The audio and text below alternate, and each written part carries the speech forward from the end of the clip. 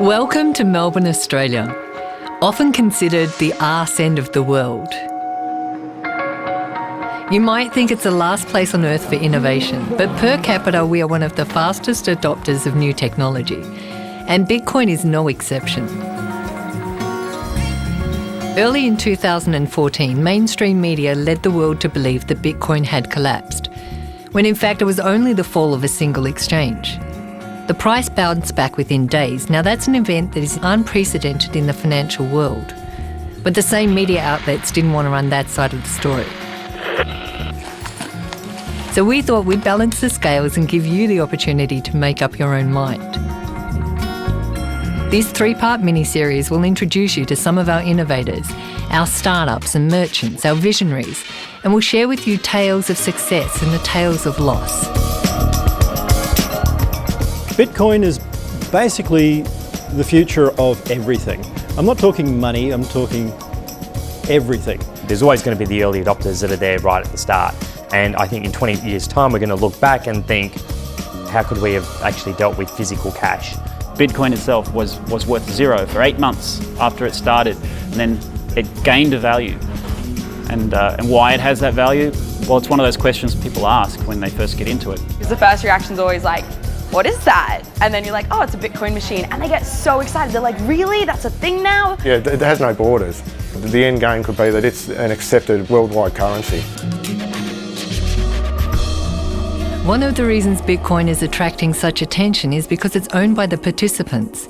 There is no governing body, and it's available to everyone, regardless of your credit history or geolocation. Bitcoin stems from a platform where people openly collaborate, sharing ideas to develop solutions to complex issues, the results of which are then free for anyone to use or further develop. Quite naturally, from this mentality, people started talking about creating virtual currencies, now known as cryptocurrencies. E-gold and DigiCash were two such attempts. However, their centralised nature meant they were easy targets for governments to shut down. In 2009, a mysterious entity known as Satoshi Nakamoto published a white paper to an online community of cryptographers. Security experts and hackers went through the paper looking for weaknesses. Instead, they collectively decided it was bulletproof. In 2010, WikiLeaks made headlines when their accounts were frozen. Under pressure and in the spotlight, they announced they would start accepting Bitcoin. Knowing the code was in its infancy, Satoshi responded with, "WikiLeaks has kicked the hornet's nest, and the swarm is headed towards us." Shortly afterwards, the lead developer Gavin Andresen told Satoshi he was going to a meeting with the CIA. Satoshi disappeared, gone without a trace. What was left behind has rocked the world in 5 short years. Its story has been driven by a passionate community of people from the ground up. We're living in an age where the speed of innovation is critical. Environments that encourage people to collaborate and act quickly on ideas are gaining momentum. This is happening in physical spaces as well as the online world. Welcome to the world of the co-working space.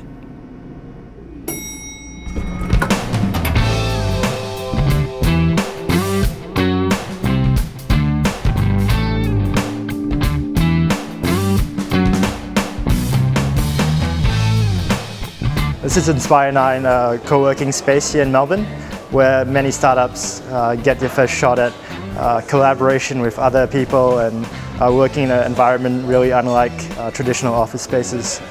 You find a lot of resources in other designers, developers, and even business people who are willing to help out and give input into whatever project you're working on. Some really good startups like Adioso, Rome to Rio, Uber were based out of Inspire9 as well, so it's a great place for people to tap into the resources of the local startup community.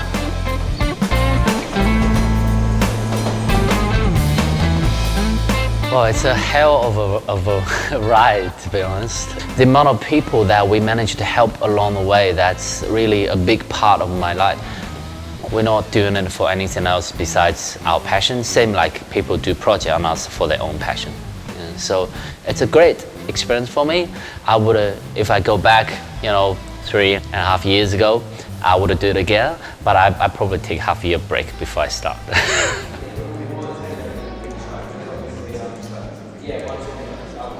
There's a really big global trend going around of how the cost of operating startups has really dropped, and the support networks are really growing around it. Silicon Valley obviously has a great thing going for it, but our goal is really to bring a little piece of that over here, innovate and build world-class companies out of Melbourne.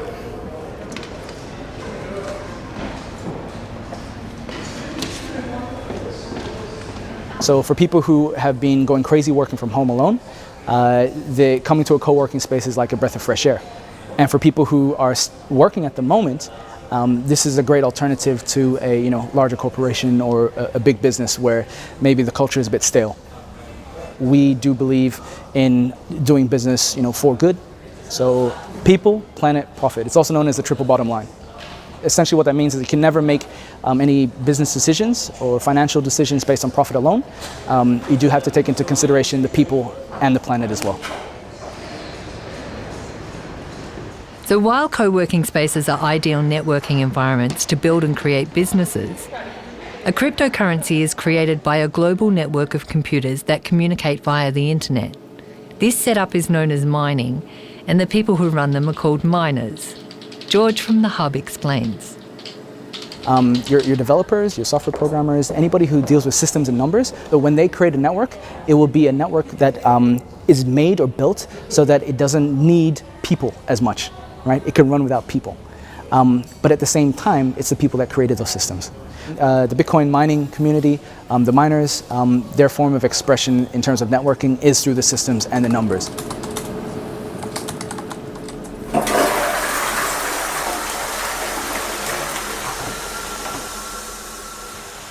First computer I ever built. That was doing well for about a month and realised, okay, shit, this might be profitable. Build our second. So they're 7970s. They're running Windows. And now I have, I can probably take this off. These are the big ones now.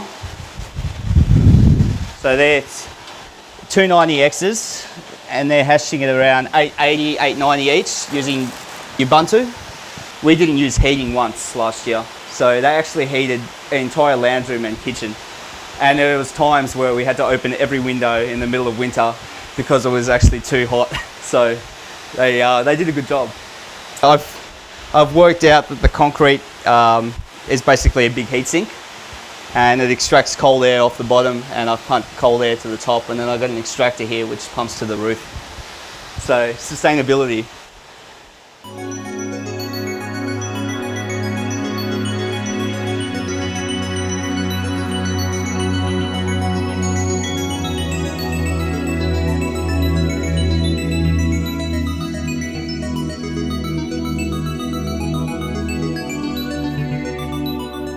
So this Bitcoin network checks and verifies all transactions to make sure they're legitimate and they're not duplicated. Each miner is rewarded for its speed and accuracy. All the transactions are kept on a public ledger called the blockchain. It's like a giant bank statement that shows every transaction ever made. It also stores the Bitcoin. Anyone can watch it grow in real time and explore its past. To access the blockchain, you need a wallet. This lets you send and receive Bitcoin. A Bitcoin wallet is a bunch of private keys that are used to sign the transactions on the Bitcoin network. So they just look like a bunch of long numbers. There are about as many private keys possible as there are atoms in the known universe. So we're talking about like 1 with 77 zeros after a different number of private keys. The private keys, they're pretty much just that. You have to keep them secret because if anybody gets access to your private keys, then they can spend your Bitcoins.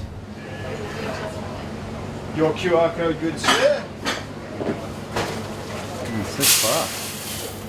There are different kinds of wallets. There are hot wallets, cold wallets, there's online, offline, hardware, software, all kinds. Essentially a Bitcoin wallet is just a collection of your private keys, just like you would have a key ring. If it's printed on a piece of paper, it's usually called a paper wallet. And all that is you have your private keys and your Bitcoin addresses just printed out onto a piece of paper, usually with a QR code. If you're clever, you can hack all the funds on that. Is it full of money? Find out. So you can then store that somewhere securely, and at any time you can then scan that back in to an online wallet and spend the funds. So you can compare a cold wallet to a safety deposit box, whereas an online Bitcoin client is just sort of like using a bank account. You would use a thin wallet just in sort of everyday use. You wouldn't hold all of your Bitcoins on that, just as you wouldn't hold all of your money in your wallet. You would just carry a small amount of Bitcoins around on a thin client, maybe on your mobile phone. This is the most convenient way.